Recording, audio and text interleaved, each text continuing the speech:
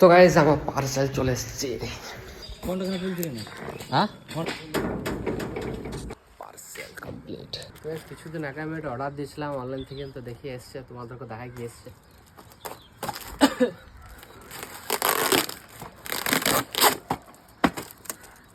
এটা হলো ring light,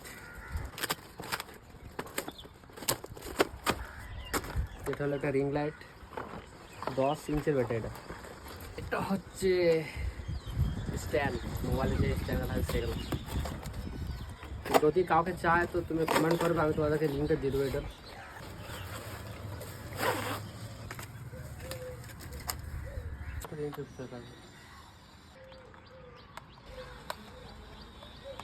তো গাইস এটা স্ট্যান্ডটাতে লাগানোর পর মানে ভিউ কেমন।